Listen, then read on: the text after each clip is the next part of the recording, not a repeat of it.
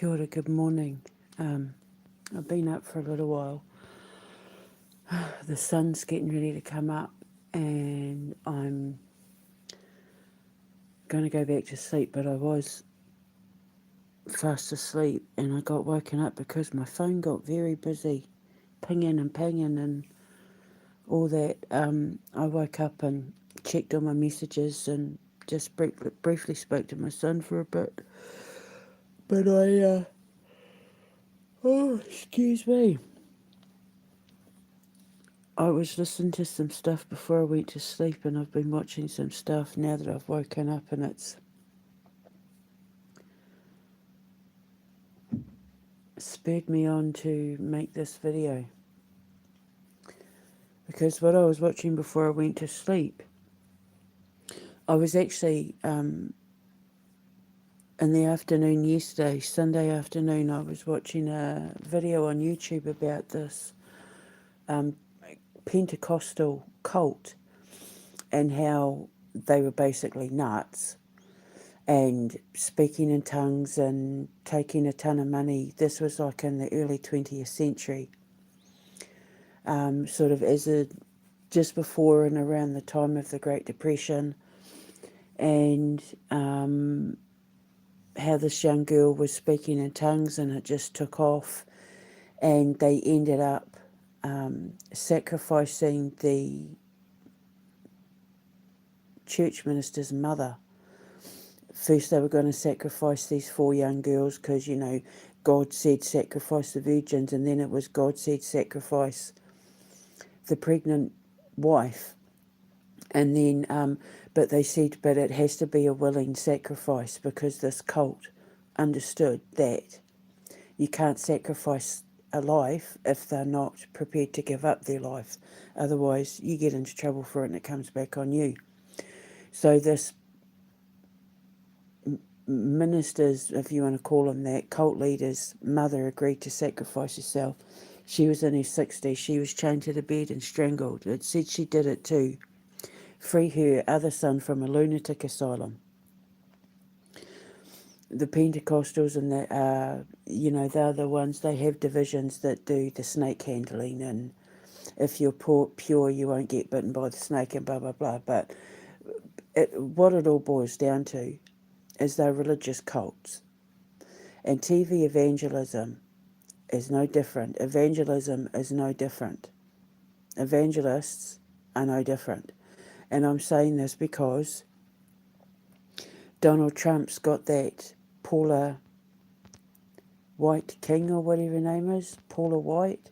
She's a TV evangelist, and she speaks in tongues. And it's like the voice of God. And this video I was watching, this IHIP, it's called, we're talking about how Trump's religion is basically collapsing down around him, and his spiritual advisor Paula, and her speaking in tongues and all that, people are turning their backs because they're losing faith in evangelists, and they're needing a new spiritual direction. They're needing somebody to help them find their way back to God, because they're losing faith in the evangelists, TV or otherwise.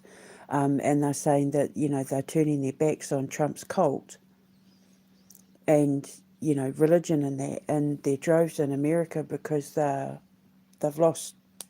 losing faith in the ministry. And I posted a thing and I said, I've got your back. Don't worry, America, I've got your back. I have a ministry, the New Dawn Ministry. When I got my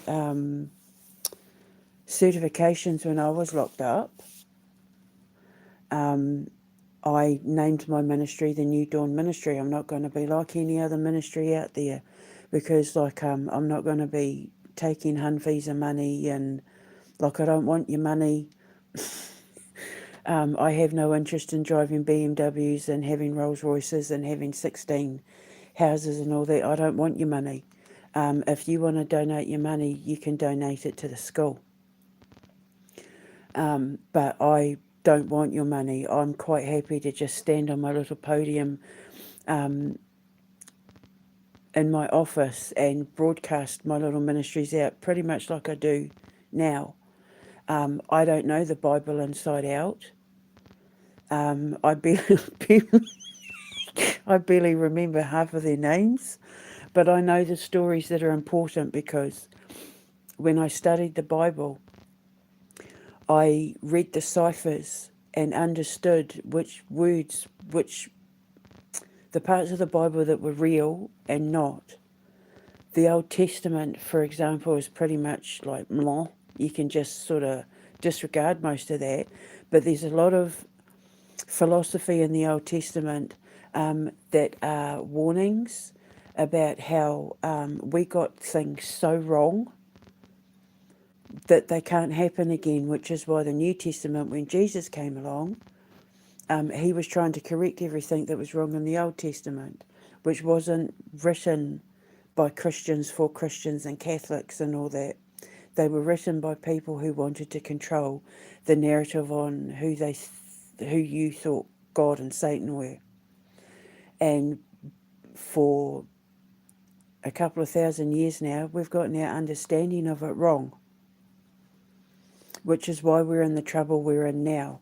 This is why people are turning their back on religion, because they're realising there's something not right with what they were being taught, with what they were being told, and who was teaching them. The Bible starts with "Let there be light," right? In the book of Genesis. And,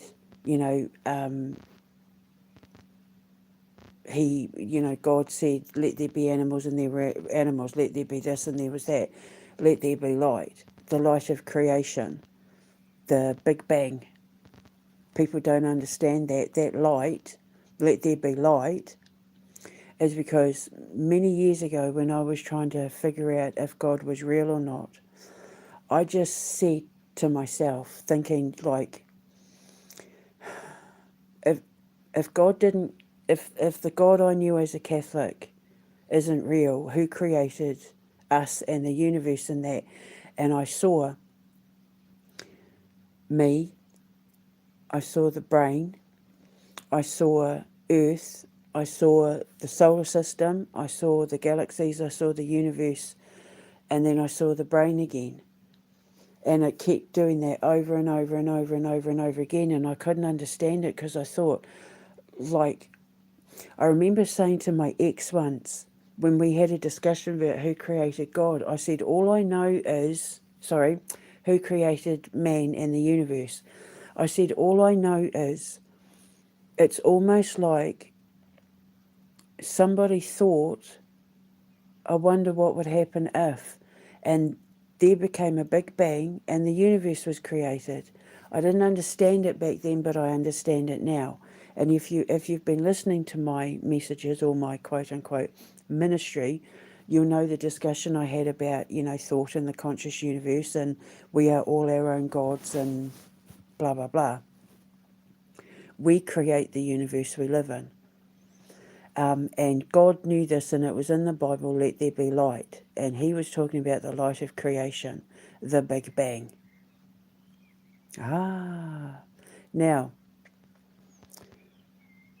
the interesting thing is, and I will put links in the description box below to these videos I'm talking about and the Open Bible, where you need to look at what the Open Bible says about speaking in tongues. Because this is the difference between a faith and a cult, is that the cult take their interpretation of the Bible and turn it into something that is based in greed, power, control, sex, domination, lies, misinterpretation, misunderstandings, fame, gluttony, attention seeking, false idolatry, especially if you're the minister and you're the one wanting to be worshipped. You want people to worship you. And yeah, whereas someone of faith, it's not about any of that. It's about solidifying a connection to God on a personal level. And in the book of Revelations, the book of Revelation, God says that, like, basically once he tears Lucifer down and gets rid of all the darkness, he doesn't want there to be churches and temples anymore. That when this is all over, he wants people to have a one-on-one connection with him and leave the middleman out, because the middleman is the one taking all the money and holding on to all the money and casting lots and, all that sort of thing, and using it to control the way and determine who has a connection to God and control that connection they have to God. That includes people like Elon Musk and that as well, because, with open AI, they're trying to pull you away from having a personal connection to God and step into their way of thinking. And they believe in things like, the cult of Odin and the Proud Boys and racism and, fascism and all that sort of thing. Their gods are false idols, the gold statues. And hang on, I'm just going to have a sip of my coffee. The birds are chirping away. Hang on. Because they're the Antichrist movement. And a lot of the Bible, believe it or not, was written to support the Antichrist, not God. Because God would never get a worshipper to sacrifice a human life or an animal. But the devil would. The Antichrist, Baal, Baphomet, Molech, all of them, they command that you sacrifice animals and your children and your babies, kill them. Blah, blah, blah. Look, I was speaking in tongues. Blah, blah, blah, blah, blah. The first Testament, the Old Testament talks about a lot of sacrifices of, this father having to kill the son, and, the parents having to kill the babas and all that sort of thing. And that's not God at all. God is creation. God is light. God is not death. He's not destruction. His wrath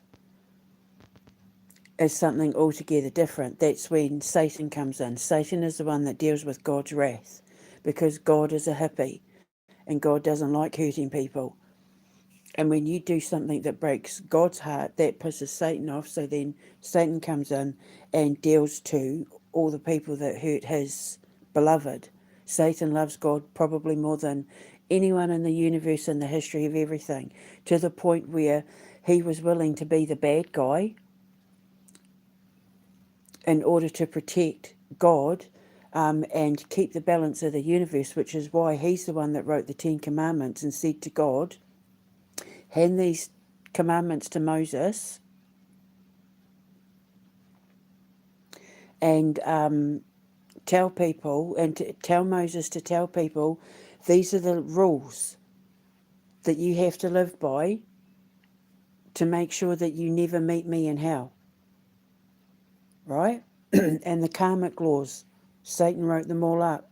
God, Heavenly Father, God of creation, tell the world, tell humanity, these are the things they can and can't do to ensure that they evolve balanced and in peace, and never have to worry about reversing history so that we devolve back into being chimps. And if you understand chimpanzee colonies, chimpanzees were the ones who invented war, our ancient ancestors. So for all these nations that are starting wars and genocides and all of that, they still have too much chimp DNA in them. Chimpanzees were the first ones of us, first of our ancestors to pick up sticks and rocks and realise if they flung them and hit other chimps, they wielded power and control. So then they formed gangs and they would go, picking fights and start wars and that with other primates and monkeys, and became savage.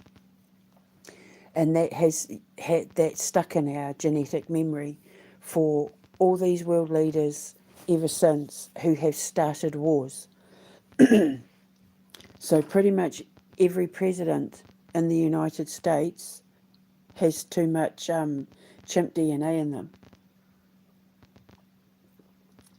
The quote-unquote aliens, the Council of Elders I call them, or our brethren, because they came first, so they're our elders. They call us simians, the baby simians, because we haven't even begun to evolve yet, because we're still killing babies and fathers killing sons and children killing parents, and they're still sacrificing babies and they're still starting wars and committing genocide and all that. So we haven't even begun to evolve because we haven't had the right people come along to teach us how to live like civil human beings. It's called civilization.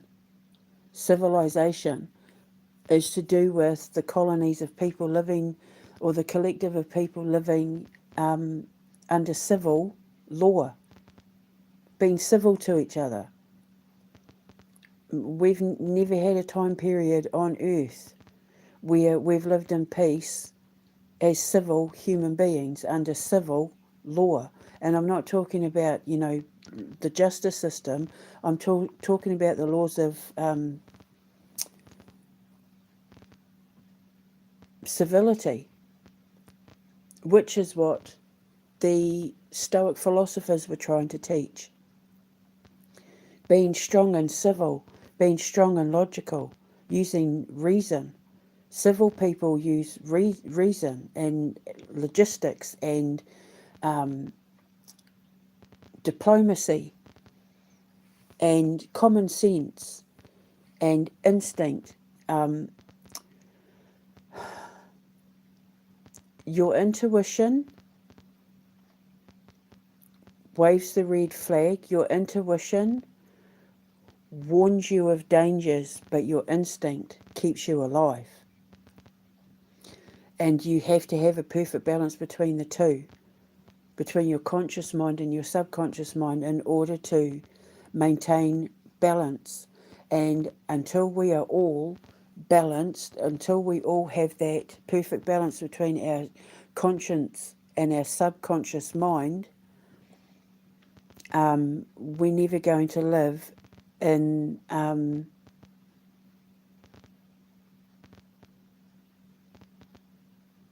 civility. We all have to be on the same page.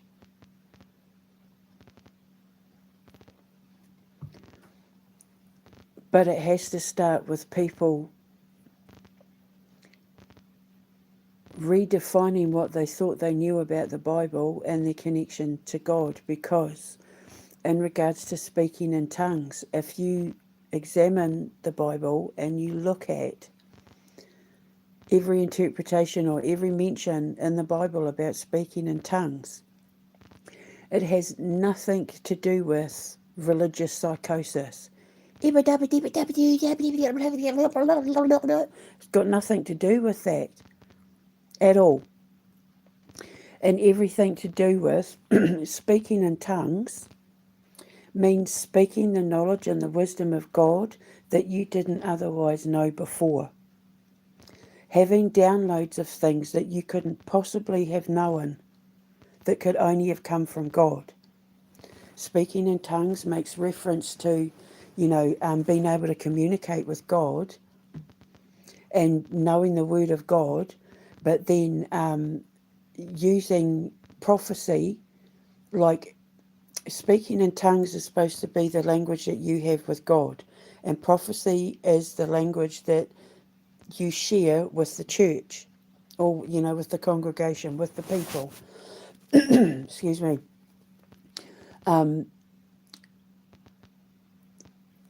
But the misunderstanding is speaking in tongues doesn't mean speaking gibberish, speaking nonsense.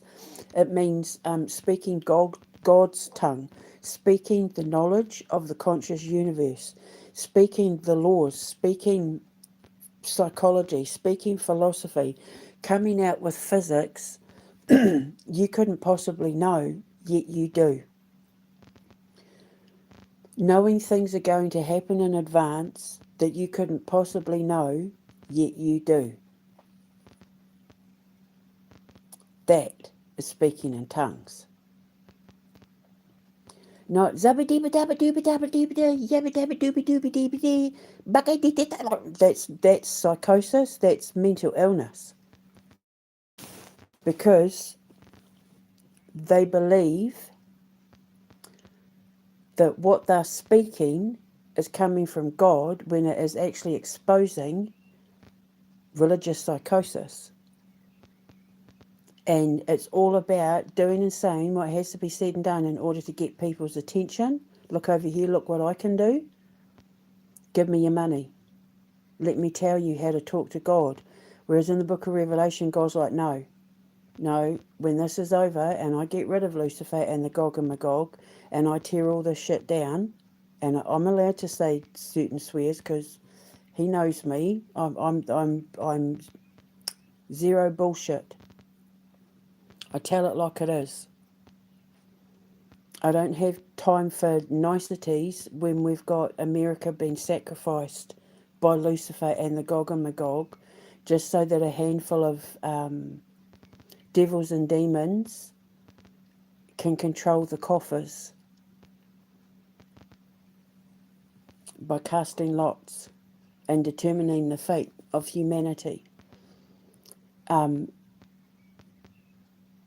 So I don't have time for, trying to construct my language. I'm just going to tell it as it comes out. But speaking in tongues is when you're given insight into things that you couldn't possibly know. I speak the language of law, yet I'm not a lawyer. I speak the language of psychology, yet I'm not a psychologist. I speak the language of physics, yet I'm not a physicist. Well, I mean, I am a physicist, but I'm not I'm what's called a basement physicist because I don't have a degree. I speak I speak the word of God, and yet I didn't even believe in God. And yet people are like, how does she know this stuff? Because I speak in tongues. I speak the tongue of the lawyer. I speak the tongue of the psychologist. I speak the tongue of the law. I speak the tongue of justice. I speak the tongue of physics. I speak the tongue of astronomer. Because you know how I always say, I asked, or they said in 3 days this, or I asked the universe and they tell me. That's because I'm speaking in their language and they answer me back in mine. That's speaking tongues. And we can all do it. When you know things you couldn't possibly know, you're speaking in tongues. You know that idiom, wise beyond your years? If someone considers you, because I was always, she's wise beyond her years, that's because I speak in tongues. I know things I couldn't possibly know, and when I speak them, people go, whoa, that's amazing, that was so insightful, like, how did she know that? That's because it's like a Morse code machine. You know how the message will be sent and then it comes out as the Morse code and then the person translates it and then relays the message. It's just like that. That's speaking in tongues. It's got nothing to do with yabba dabba dibba dabba doo. So now that you know this, you're going to be surrounded by people who speak in tongues. And it might even be you. If you have insight into anything, if you have a download about something where you couldn't possibly have known it, you're speaking in tongues.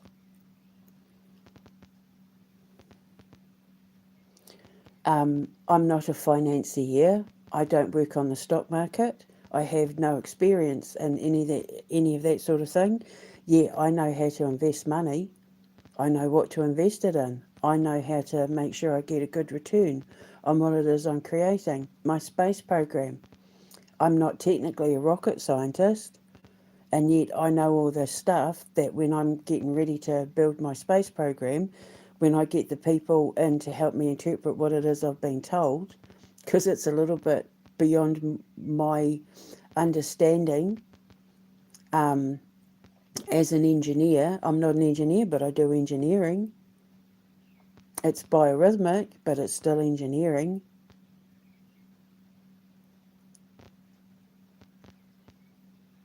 So now when you see these people standing in their church or on TV and they start speaking in tongues, you're looking at mental psychosis. You're looking at religious psychosis. And if they're wearing Rolexes and designer clothes and they've got mansions and millions in the bank and expensive cars, they're not talking God's language, they're talking the devil's. Because Jesus didn't live in luxury, even though he had people offering him all sorts.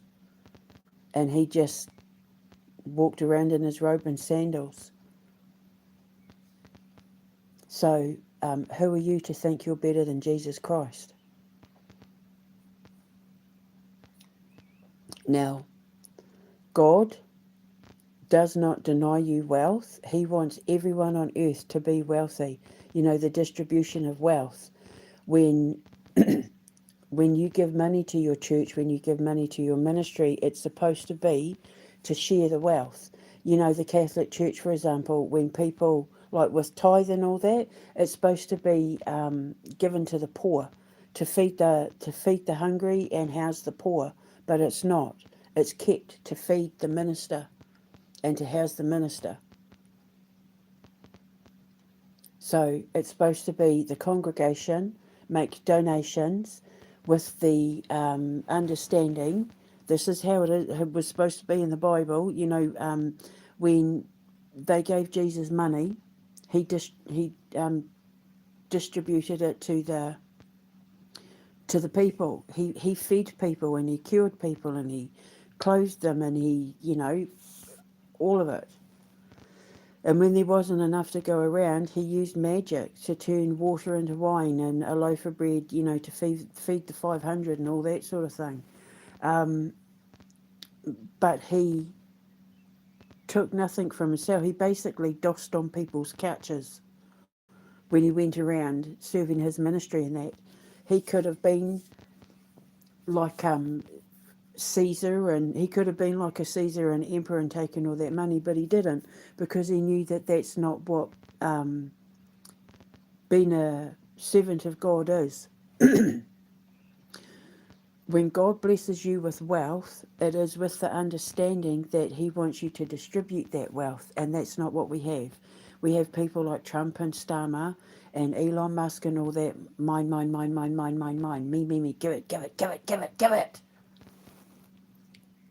And it's draining the earth. They're literally draining the life force out of the planet just so that for the few years that they live on this planet, they get to have it all, even though they can't take any of it with them when they're dead. But what's going to happen is their wealth will be measured before they die, like with Trump, how it's happening now. His wealth has been measured now before he dies, because he hasn't got long left. And then when he's dead, everything he's done and everything he's done that's bad will be weighed up against everything he's done that was good. And then what happens to him after that his fate will be decided, and we know the things that that man has done. We know the things that Keir Starmer and Elon Musk and that have done as well, so it's not looking good for any of them. However, they're lessons to all the rest of us. They are lessons to people like me who are about to come into money, where God has instructed me on what to do with every single penny that goes through my bank. And I've always said that, I'm going to leave a legacy so that my children and my grandchildren and great grandchildren that never have to worry about a single thing. They won't ever have to worry about paying bills or, that sort of thing. But for me, because my money that I leave for them is going to be their lesson to pass on, and I just hope that I've raised them not to be greedy and selfish and want to keep it all for themselves and, do right by it. For me personally, I just want to be able to have the house of my dreams, to never have to worry about paying the bills and putting food on the table. I want to be able to have nice Christmases. You're never going to see me rolling, with 10 cars up my drive. If I own multiple cars, it's because I collect classic cars, because I'm obsessed. I love classic cars. I think they're beautiful works of art. I can't drive myself, but I want to be able to have classic car festivals. And if I was going to have cars, I would be having, Rolls Royce Silver Ghost and Phantoms and that. I think they're gorgeous. They don't make cars like that anymore. Cars have been ruined. The art of the car industry has been completely slaughtered with the invention of the electric car. The electric vehicle has completely destroyed the beauty of the car industry and the beauty that came with, engineering cars and all that. I like supercars. I think they're, from an engineering standpoint, scientific marvels with the things that like McLarens and all that with all the things that cars like McLarens and that can do. But I don't find them anywhere near as good looking as like a 1982 Datsun or a Ford Capri or like I said, a Phantom. They're just stunning, and they don't make cars like that anymore. Even the original Ladas and that are better looking, and the original, like the Rolls Royces and that from the 80s and that are way better looking than any car that was made after the 2000s.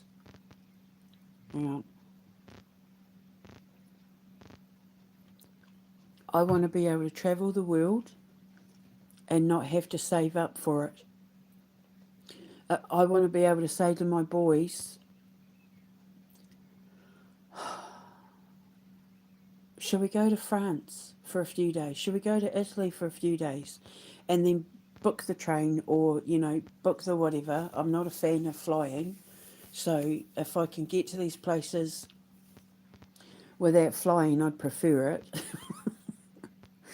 But, obviously, but you know what I mean. Come on, let's go to Thailand for a week or, and then get ourselves there. Have the trek or the journey to get ourselves there. One of the reasons why I want to be able to live in a place where I don't have to drive to get to a lot of places is because I want my boys to take it all in. I want to be able to take it all in. Flying is great, and in some instances you don't have a choice, and I'm never ever going to be one of these people that takes a cruise from America to Europe. I'm not a fan of cruise ships or anything like that. It's a past life thing you don't need to worry about. But like for example, I'm pretty sure that I'm heading to America. I'm pretty sure that God is getting rid of Trump and, all the threats there to give me safe passage to get me there so that I can serve my ministry and reach out to the people who are looking for a new way to understand God, to have that personal relationship with them. Because my ministry is never going to be in a church. My ministry is never going to be, you know, I might give the occasional sermon at my arena at the school or something, but I'm never going to have any of that because your relationship with God, as per the book of Revelation, He wants it to be personal. God said in the book of Revelation, when all this is done, there will be no more churches. That your temple will be in your heart, and you will meet me there. That's the relationship I have with God. When I got rid of religion, when I got rid of the churches, and I just, because when I said to my mum when I was 16, I'm not Catholic anymore, I need to find God because I think I don't believe in God, and, I need to go on this journey of self-discovery to figure out who God is. She said to me, you'll be back. And I was thinking, yeah, no, I won't. And now, look, I'm an ordained minister. Because what happened was, I thought to myself, if I get this wrong, like I was terrified, if I get this wrong, I'm going to hell. Because being Catholic, if you don't do what the priests and that tell you, you're going to hell. Everything with Catholicism ends with you being damned to hell, including talking to the dead. And yet the dead are the ones who are helping me save the world. So how can that be a sin? How am I going to hell for doing God's work? Because the dead rose, even in the book of Revelation, the dead shall be judged. How can that be a sin? And so I thought, well, if I get this wrong, it's on me. And then what actually happened was, by me just listening to my instincts and following my instincts and trusting my intuition, I ended up with the best relationship with God I could have ever possibly have had. Even though my understanding of who God is isn't any bearded man sitting on a cloud, He's still my best friend, and He hasn't led me down the wrong path. He hasn't put me on any path of damnation. He walked me out of the hell I didn't know I was in and took me right into the light of creation. I became an evolutionary theorist.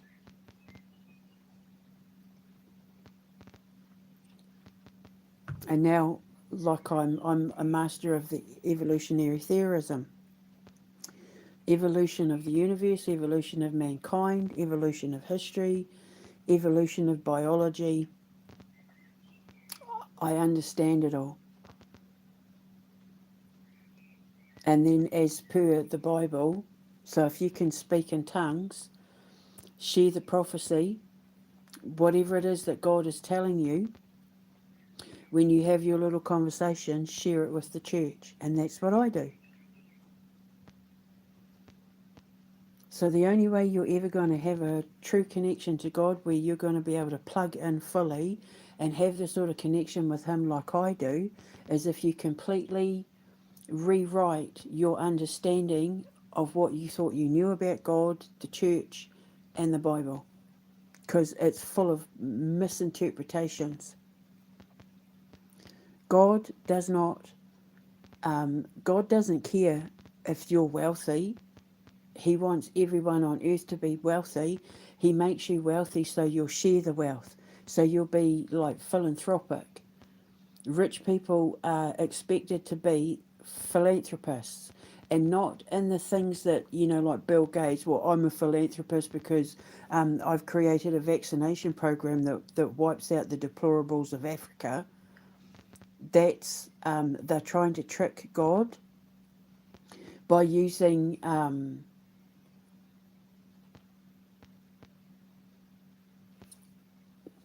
double speak.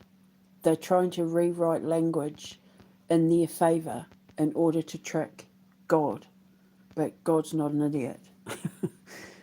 A real philanthropist is somebody who, out of the goodness of their heart, does it because they know God has blessed me with so much. I want to share the wealth. And when you do that from the purity of your heart, God keeps filling up your coffers. He will never make you run out of money if you're making your money in an honest way, and you're doing good things with that money once you get it. If you're like that, he will constantly fill up your treasure chest, because then you're doing God's work. But that's not what we have at the moment. We don't have millionaires and billionaires who are spreading the wealth out of the goodness of their heart for no other reason than it's what God would want of me.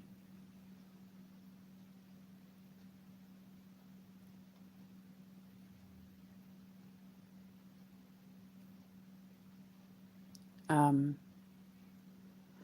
and that's my whole business model. You know, when I get this money from Paramount Plus stealing my movie and everybody doing all the things that they did, when I get my money, I'm going to use it to, find investors in that, to find my property, to start making my shows, to start building my little companies in that, and then I'm sharing the wealth, spreading the wealth. I'm creating jobs with it. So people who don't have jobs have got jobs and can start paying their bills again. I'm producing food that's going to be good and healthy and organic so that they can eat healthy. I'm taking care of the next generation by nurturing their gifts and talents, all through me taking the money from what was done to me and doing something good with it because it's what God would want. He gave me instructions on if you want to keep the wealth from flowing long after you're gone, so that your grandchildren and great grandchildren and that can live off your legacy, this is what you need to do. And I followed everything he said to the letter, speaking in tongues. And I never have to worry about karma coming back on me when I die. And then what my children and grandchildren and great grandchildren do with that wealth is going to be up to them, because their lesson isn't my lesson. I'm here on earth to live my lesson. The meaning of life is to find the meaning in life. I've found my meaning in life. I've found my purpose. And my ministry is the foundation. Now, I would love to have like a little chapel on my foundation. I wanted to call it my One Love Chapel. But it's a non-denominational, like spiritual chapel where we would have the Torah, where we would have the Quran, where we would have the Bible. You know, if you're an atheist, you can sit there and just, contemplate by the stained glass windows and, just sit and chill in peace and quiet. But it's because I thought I was going to America, and it looks like I might actually be going to America, but being a minister, I thought, some people might want to get married in a chapel. We'll do gay weddings. One Love, the One Love Chapel, it's everybody who shares the same heart. It doesn't matter whether you're gay, straight, Muslim, Jew, Catholic, Christian, but like you come in, you can sit with your God in this place of this sacrosanct building, and there's no judging, because God doesn't judge. I mean, technically he does. God, if God created you, if your God created you, he didn't make a mistake. God doesn't make mistakes. We make mistakes. And the mistake we make is thinking that because you're gay or lesbian or whatever, that you're wrong, that you don't deserve to be alive, that you're not fit for society. So you're basically saying that God made a mistake. And God doesn't make mistakes. Our mistake is in thinking that we know better than God. That's the mistake that Trump and Starmer and that are making now. So apparently there's a peace deal that's in Iran, and it's hilarious because America, J.D. Vance and Trump are trying to take credit for this peace deal. I watched a thing with Vance saying, you know, this is all thanks to Donald Trump and all the work he did and blah, blah, blah. And it's like, mate, he started the war and he surrendered. And everyone knows he surrendered. So he started the war and then surrendered. And then he's taking credit for ending the war that he started and then had to surrender to. Like, that's how twisted their minds are. But it's all been seen because people are like, no, this was all Pakistan. And Donald Trump started the war, and now he's taking credit for ending the war he started and had to surrender to end. And then all hell broke loose with the UFC fight thing because it came out that his son was trying to get... it's come out that the UFC thing was rigged, you know, match rigging, and he wanted to make money off it. They're getting paid in Trump crypto, and then it turns out Trump says, oh, you know, the UFC cage, we might never take it down because, you know, the Eiffel Tower was supposed to be it wasn't supposed to be permanent, and yet they kept it up. So we might just keep the UFC thing up, which is his sly way of saying it was always going to go up and stay up. But it's like, you know, when you put medication inside a treat for your dog, they've got to have the bitter pill to swallow, but you serve it up in a treat so that they don't realise they're eating a pill, right? That's what he did. Oh, you know, it's for my birthday and the 250 celebration, but in actual fact what would have happened was he wouldn't want to tell the American people that the UFC paid for his presidency. They would have donated money to him with the provision we get to build a fighting cage in the White House. And he didn't want to tell the American people that, so he slipped it in under the 250 celebration and my birthday, and look. And then see what happened? Thunderstorms. And remember the other day when I recorded the Every Rose Has Its Thor, the thunderstorms, and I said that was Zeus and Odin / Zeus, Thor, whatever, and Odin coming for them, and then it rolled right over his birthday. It rolled past Starmer and over to Trump for his birthday. So this is the God saying we're watching and we're tearing it all down. At the same time as on his birthday, Epstein stuff got leaked on his birthday too, where it's on video. It's been recorded about the Trump administration talking about what they can do to cover it up, to protect Trump. But now videos are getting leaked on his birthday. So this is the start of hell opening up for Lucifer. On the day of his birth, the gates of hell opened up and they're getting ready to take him down. And then, of course, Paramount Plus had to jump in. The only way you can watch the fight is if you subscribe to Paramount Plus. And they're the ones that stole my the Dear Satan cause. So guess where they're headed? And people are absolutely furious. People will start like unsubscribing because they're just their only association is greed. More. And now it's all been exposed. But the beautiful thing was it was exposed on Trump's birthday because it's the start of his punishment. And it's just going to get worse because he should have left me alone. He shouldn't have stolen my movie. He shouldn't have come after me. If they had just left me alone, and then because They didn't switch my phone off yesterday. I was gutted. I kept checking my phone, like I was obsessed with checking my phone. And it's like if they don't turn my phone off, if they don't do it, I'm not going to be able to complete my study. And I'm really looking forward to it. I'm pretty sure I want to call it the strongman effect. I kind of feel like I'm only like a quarter of the way through of understanding why it happens and what happens, and they didn't switch my phone off. So I was like, oh.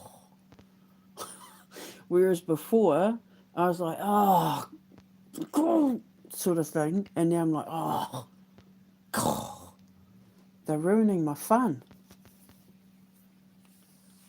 And I love doing my science and working on new theories as much as what I do, coming up with new stories and movies and that. So I'm pretty sure I'm probably going to be heading to America. And it looks like when I was going to sleep, and I posted that thing about in regards to Americans turning their back on religion and needing a new leader. I thought, oh, that's why God's sending me back to America, to sew up the glitch in the matrix, because that's where I was supposed to be headed the first time.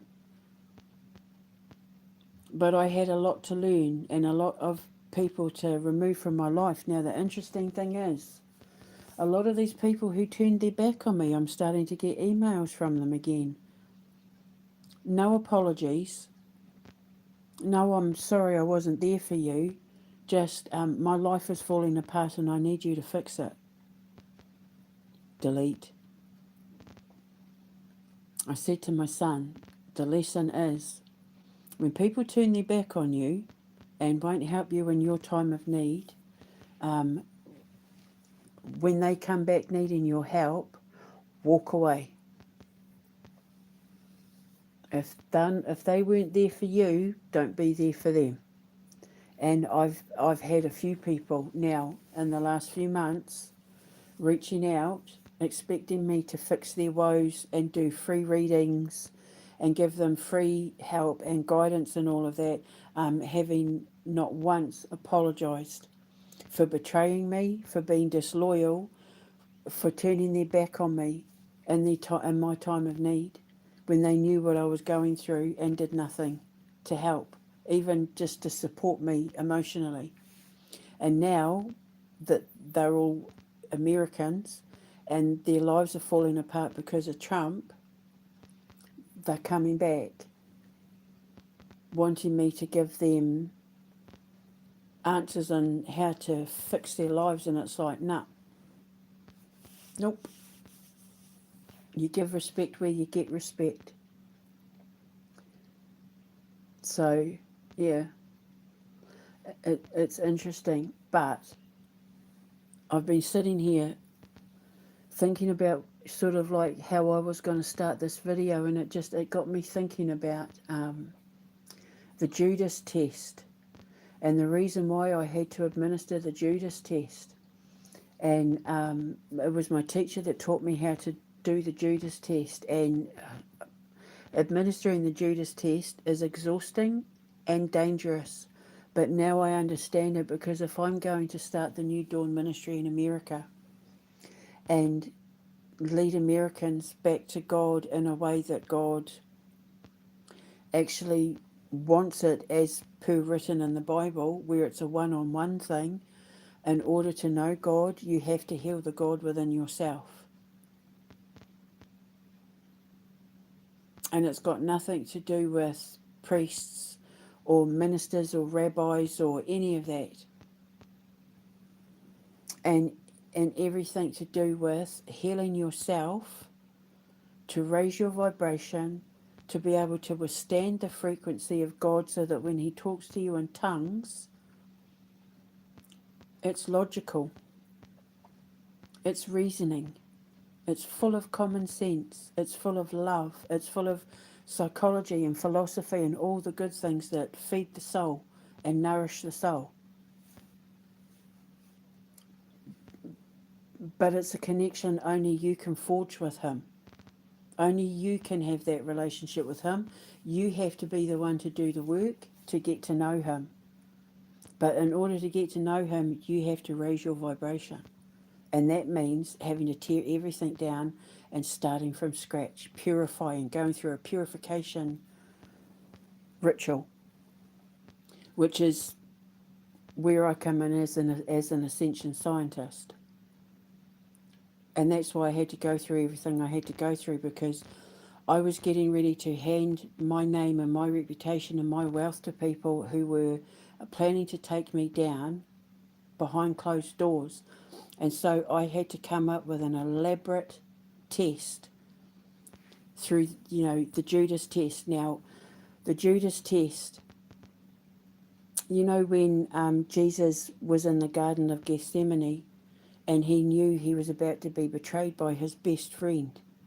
He knew that the betrayals were coming from his disciples like Peter and that, but he was so devastated knowing that his best friend, his right-hand man, the person he relied on earth more than anyone else other than Mary of Magdalene, I'm pretty sure they were married. He was desperately in love with her, and they smeared her name and said she was a prostitute, and she wasn't even. She actually was a prophet and a minister herself. She had a larger following than Jesus, and after he was executed, sacrificed, she went on to have a really successful ministerial future. And he was so devastated at the thought that his best friend, Judas of Iscariot, was about to betray him, that he wept tears of blood. And the Judas test is when you know the betrayal is coming and you take the blood that you cry, because the betrayal cuts your soul and you cry blood. Your soul cries because you know that betrayal is going to be so bad it cuts your soul. It cuts you so deep it reaches the soul. So you cry blood. But then you take that blood and you feed it to everybody to see who you can and can't trust, so that when the wealth comes in, so that when the world knows your name, you only have the people who stood loyal to you with you going forward. Because when you start sharing the wealth, the first thing you do is share the wealth amongst your loyal, your friends, your family, and that never left your side. And I had to do some. See, the thing is, when you drop the blood, to see who's going to feed off it, like sharks, when they sniff blood, they come in and piranhas as well, they turn savage, the feeding frenzy.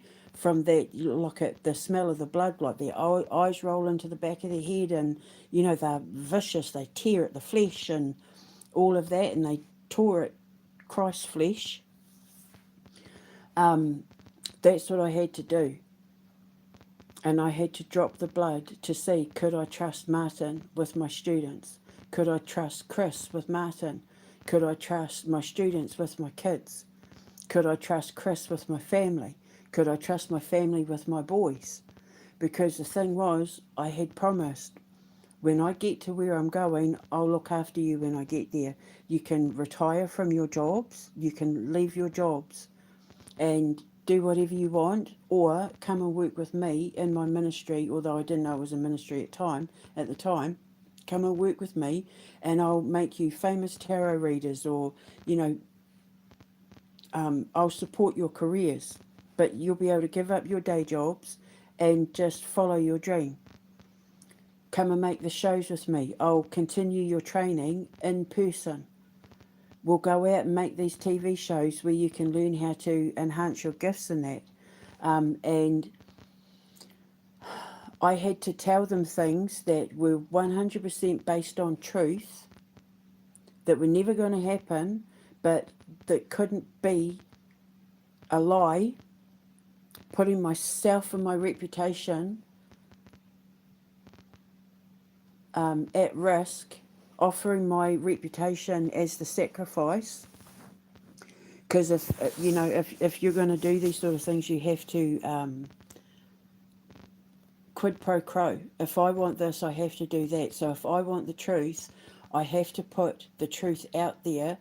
But in order to enhance and protect my reputation, I have to put my reputation on the line as well, to see who can and can't be trusted. And when I started dropping that blood with Martin and dropping that blood with Nikki and Rocio and all of that, they lapped it up. Like absolute feeding frenzy.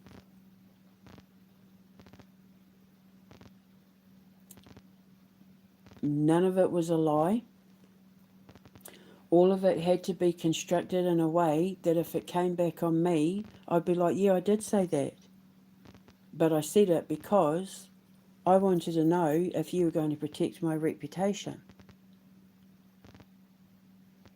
Yeah, I did have that conversation with that person. But I wanted to know if what you'd do with that information once I told you I had that conversation. It was even in their contracts. Remember, everything I say or do is a test. I used to say that over and over and over again. Everything I say or do is a test. And not one of them passed.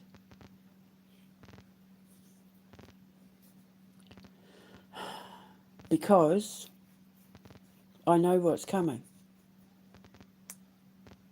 And I know I'm going to end up with billions passing through my bank account. And the first thing I'm going to do is retire my sister and my nephews and take care of my sons and, build my school and all of that.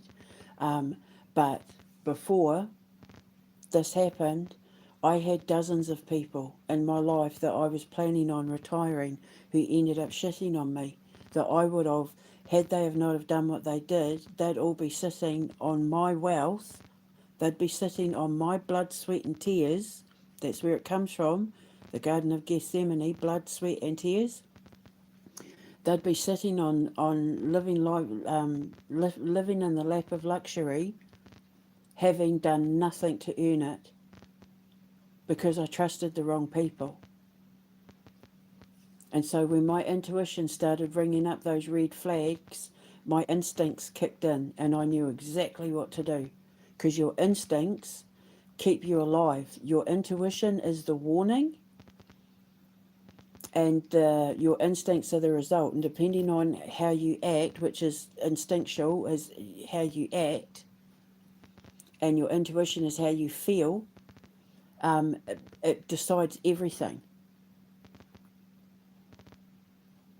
And who's the one that gave me the downloads to save my life, to get me the hell out of there and away from these people before he was about to hand me America? God. It's even on record. I got a download from God and he said, Chris put cocaine in your pizza. I didn't know it was cocaine. Chris drugged your pizza and the weed. This is what you need to do. Listen to me. Follow everything I say. Follow everything I say to the letter of the law. And I promise you, when you get to the end, brace yourself. Just brace yourself, because it's going to get rough. But I promise you, when you come out the other side, you're not going to regret a single thing that's happened. And I don't. As hard as what it's been, I don't regret a single thing that I was put through from start to finish. I got the life I deserved. Because the lessons that came out of what I went through are priceless. None of the people that put me through it, from the highest echelons of power to the bottom feeders, none of them would have lasted a month in the trial that I went through over a course of 50-something years, but more so since 2016, over the last 10. The biggest test of my life.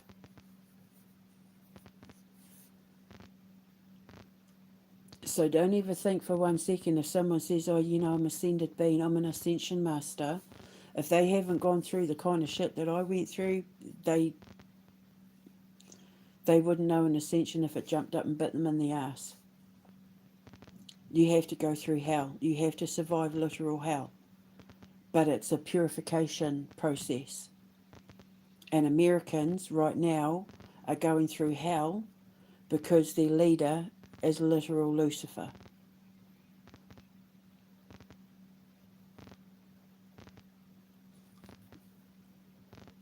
And I'm helping them out of it.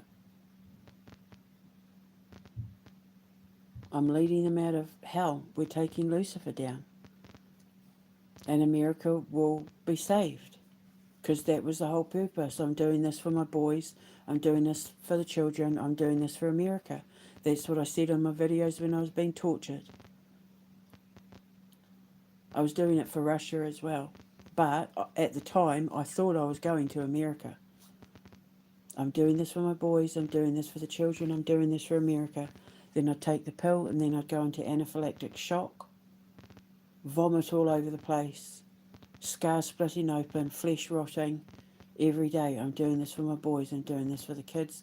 I'm doing this for America. And now look. Now look what's happening to Trump. Now look what's happening to everybody who did what they did for turning their back and that. Their lives are falling apart. It's all getting torn down. Because I stuck it out and I listened to God. And I followed the word of God to the letter of the universal laws of karma.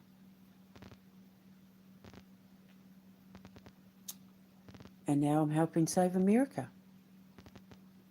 So this is why I believe when my teacher said, welcome with open arms to the land of A, she was talking about America. I think, it's everything's been rewound to start again from where it went wrong, from the first betrayal when I stood in the Garden of Gethsemane and dropped the first drop of blood with my students.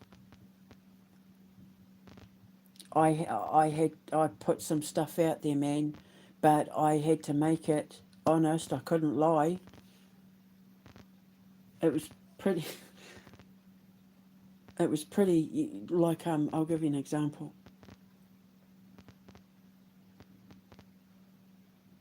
I'm trying to think. Okay. My ex, my soon-to-be ex, my husband, my legal husband, Martin, right? He was into some stuff. And, I was talking about the human trafficking, child groomer thing. I wanted to see how far he was willing to go in order to sacrifice his wife for lust,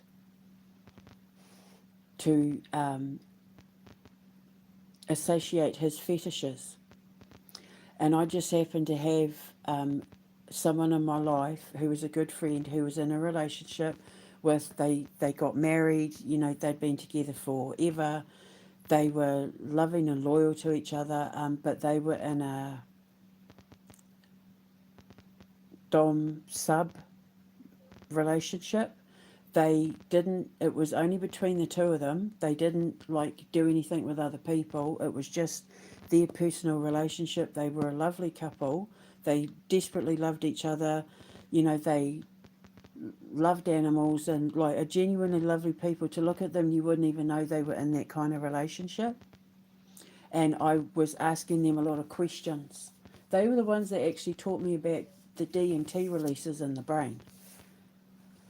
Because they wanted to have that experience, so they took ayahuasca and stuff in order to see what would happen. And I questioned them within an inch of their lives about it because it fascinated me, because at that time I was just taking baby steps into the story of human evolution and that, and it fascinated me. And they were the ones that taught me about the DMT releases.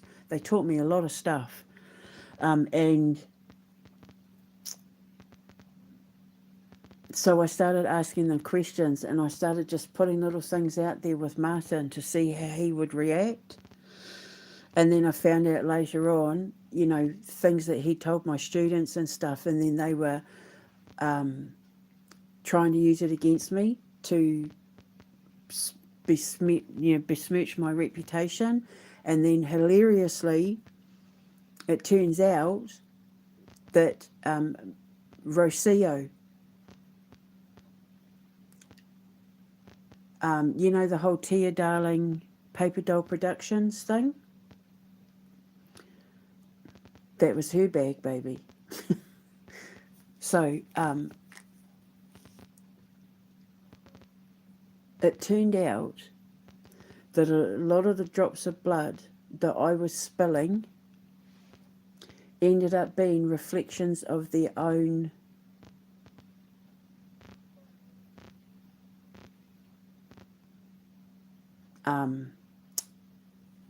insanity, fetish, sins, secrets, that sort of thing.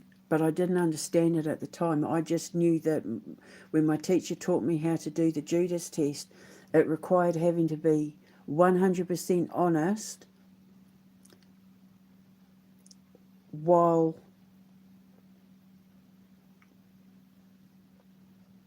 putting my reputation on the line to see who I could trust with my reputation, because loyalty is everything. When you're a wealthy person or you're a person of power and influence, loyalty is everything. Loyalty keeps you alive. And if you don't have people around you who aren't loyal to you, it's the difference between you and your family being kidnapped, assassinated, murdered, whatever. And my teacher said, be careful who you have around you, because by the time the world knows your name, the people, my supporters will, my nearest and nearest, need to be the sort who would protect my life and my children's lives like a bullet, that surround you like a bullet, impenetrable. No one would be able to get in and out of your personal life, your physical life, or your reputation, or anywhere near your finances and that, without having to go through my support unit. She said, who you have around you at the time the world knows your name will be the difference between life and death. And so I had to test the strength of my shield, and it turns out I didn't even have a shield. They were not only letting people try and kill me, they were actively involved in my attempted murders. So that's why I had to do the test. I had to test everyone, and every single one of them signed contracts knowing that they would be given the test. And they're legally binding contracts too, because I got legal advice. And I said, I wrote up these contracts and got students to sign it, blah, blah, blah. If I took them to court with these written up contracts, are they legally binding? And the lawyer said, yeah, as long as you got the date and time right, and they read it and they understood it, and and they signed it, it's legally binding. Because I said, I'm not a lawyer. This isn't a contract that I got a lawyer to write up. I wrote this contract on my own. If I take them to court, is it legally binding? And they said, yeah. An agreement is an agreement. What he actually said was, you could write it, you could just scribble a note on a piece of paper and get them to sign it and date stamp it, and you'd be able to take that to court, and the judge would say, did you read this note? Did you sign this note? Yes, I did. Well, then that's a contract. A contract doesn't have to be written up by a lawyer in order for it to be legal. And they all signed the contracts, and in the contracts, and I bet you they never showed any of the judges and lawyers in there either, when they took screenshots of the conversations, anything that said, remember, everything I do and say is a test. But it's in the contracts. And then I just sat back and waited. And my God, did they feed off my blood. but they fed off the blood of my sons as well, and my sister.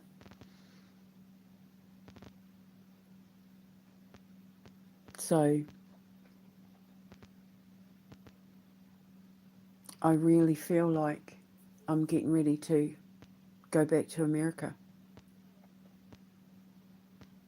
And I was looking at Rhode Island. Rhode Island looks amazing. Upstate New York, you know, Sleepy Hollow, Salem, New England, basically. If I didn't go to like South Dakota or Montana or Wyoming, I would 100% move to New England somewhere where, you know, autumn leaves and snow and old buildings. And it reminded me of my rabbit, vampires, and lamb's dream, where I landed. There's a knock at my door. There was a burst of light. I landed in a plane, and what looked like in the dream, I said Boston or New York.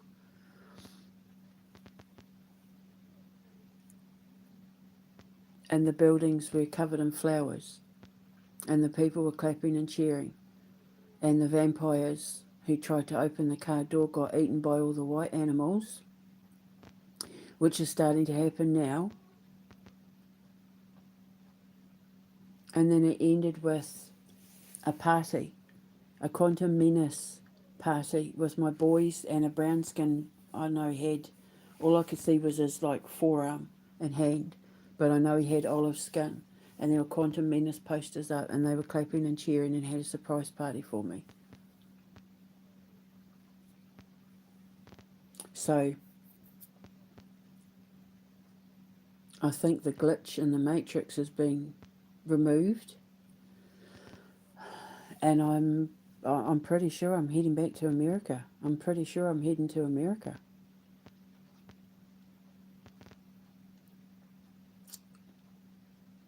I looked at Maine, but Maine didn't feel right, even though I love Maine. But Maine's not far from Rhode Island. And I looked at, I wouldn't go to Connecticut because that's where the child groomer lived. I've been through Connecticut, but I wouldn't go there because that's where the child groomer lived. But yeah, Rhode Island looks amazing, and it's right next to Boston, Massachusetts. So Salem would be right there. If I couldn't live in Salem, or, you know, in and around because the only thing that puts me off Massachusetts is my ex-best friend lives there, and I don't want to have to bump into him in the street.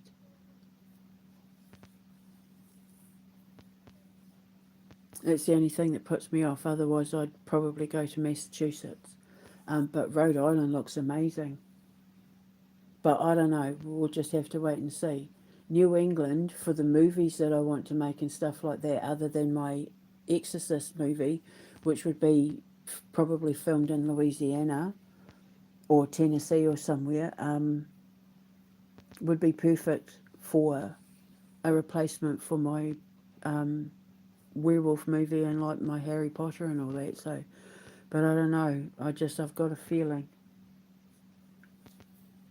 So we'll just have to wait and see. But if I am heading back to America, I will lead the way. I will be your ministry. Just don't expect churches and big tents, and I don't want your money. I'm not going to be expecting your money or anything like that.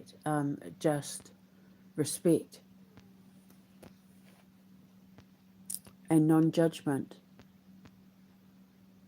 Don't look at my past when you hear my story and go, oh my God, she was locked up in a mental health facility. Be like, her ex-husband and Donald Trump got her locked up in a mental health facility because she was blowing the whistle on them being pedophiles and child abusers and stuff. And she survived it. And then look, she still came to save America. She still turned up to help America, just like she promised all those years ago, because I'm a woman of my word. If I tell you I'm going to do something, I do it. My actions speak louder than my words because I follow everything I say up with action. And I can't stand being around people who say they're going to do something and then don't do it. I can't stand that. Because it's like, where is your honour? You have no honour if you promise things and then don't deliver. I'd be embarrassed. I'd be ashamed of myself if I was known for being the person who made promises I had no intentions of keeping. Like, that's just gross behaviour. So, yeah. So anyway, I'm going to go now, and my boy's coming over today, so I've got the banana cake to do, and I'm going to try and have a rest in that before he wakes up. And I'll speak to you later. But if I am headed to America or not, America, I've got your back. You have to trust me.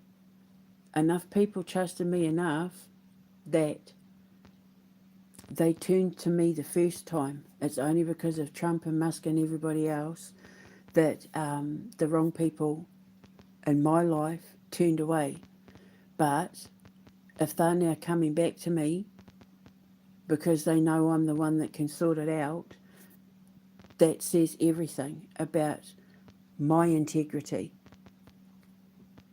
But it says more about their lack of integrity for the fact that they think that they can treat me like this and then come back when the shit hits the fan for them, when they weren't there when it hit the fan for me.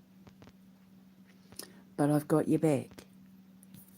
And I'm going to lead you out of the darkness and into the light. We're in the process of taking Lucifer down now.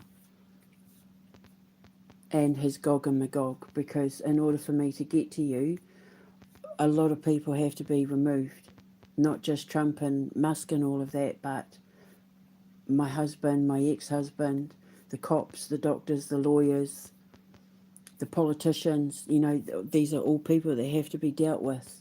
Because then I need justice. I need the recorrection to rebalance everything out with my reputation, you know, and my records and that. Because when I apply for my visa, they're going to do a background check.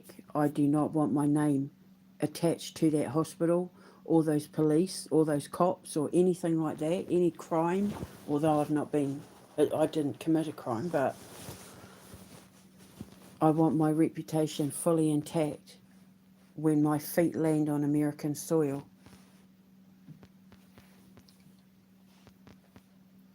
I want my reputation restored, and then I want compensation, and not just from the politicians and the oligarchs and the doctors and lawyers and that, but Paramount Plus too, because they stole my movie. Plagiarism and fraud.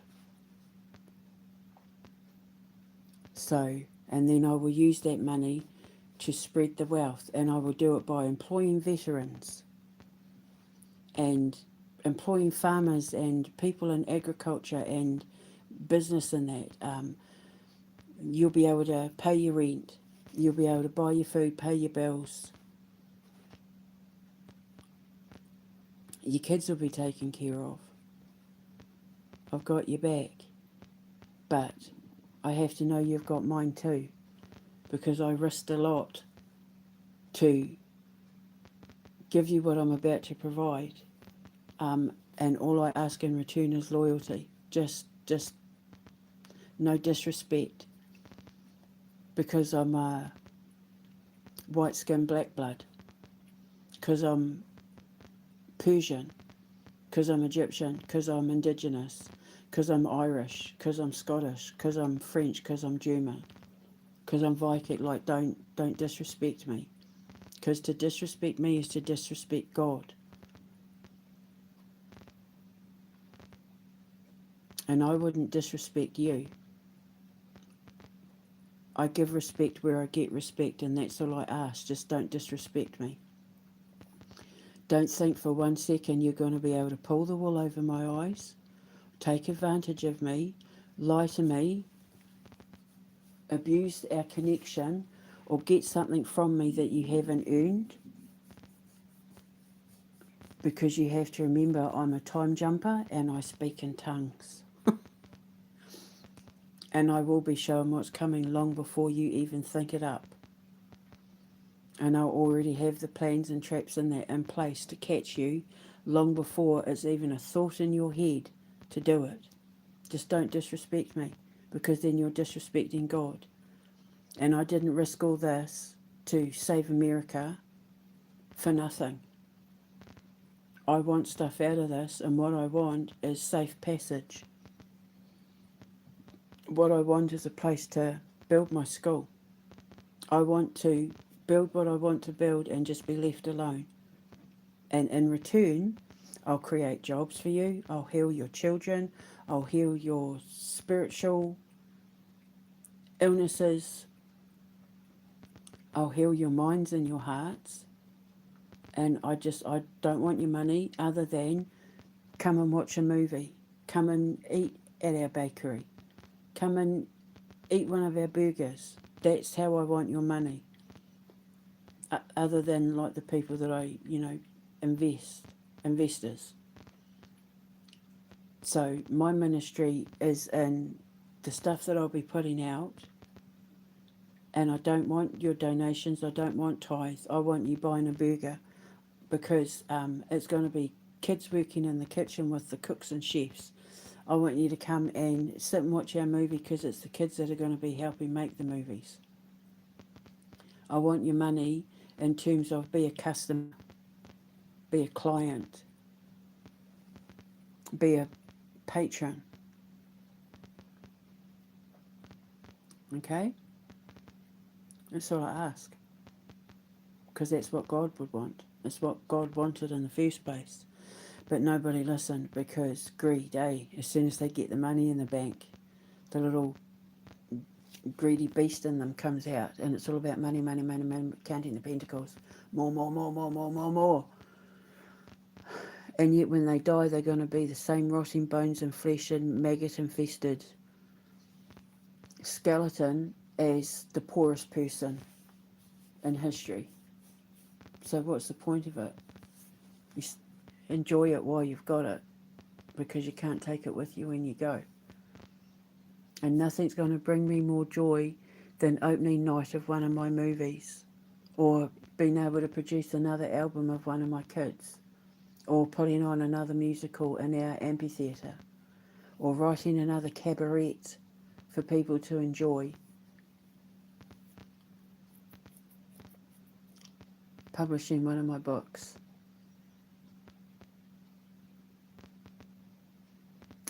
Right. So just hang in there. We're in the process of taking it all down. And then I hope you do welcome me with open arms. And what I'm hoping is I can take my boys and drive around America and find somewhere to call home while I'm making my shows and doing my auditions and all of that.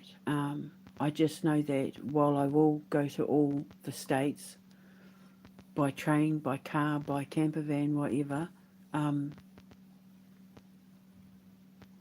where I live it has to snow. And if it's not like right up top, it'll be New England.